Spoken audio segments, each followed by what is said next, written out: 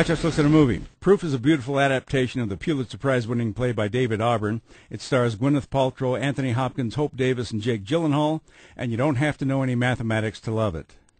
Yes, the title refers to a mathematical proof, but it could also refer to the validity of the universal themes in the story. After a very convoluted but beautifully constructed opening, we learn that Catherine's father, Robert, has been dead for a week on the eve of her 27th birthday.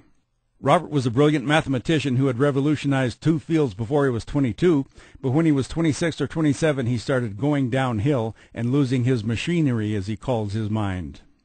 However, Catherine refused to let him be institutionalized, and she gave up her own promising career as a mathematician to live with him and take care of him while he continued to work furiously and prodigiously whenever he could, filling 103 notebooks with mathematical notations. Catherine's sister Claire shows up from New York to help with the funeral, and both she and Catherine feared that Catherine may have inherited Robert's illness along with his mathematical brilliance.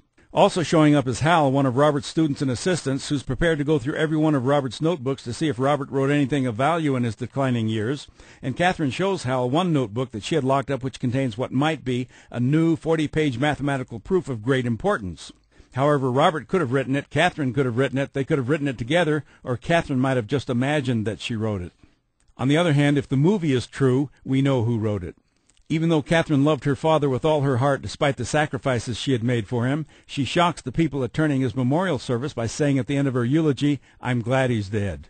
Naturally, the film slips back and forth between the past and the present, and it's a beautifully constructed film. The film looks beautiful, too, and it's very funny in an unconventional way. Proof is a beautiful film all around, and it makes you laugh at the end as it breaks your heart. I'm Dan Culberson, and this is Hot Shots.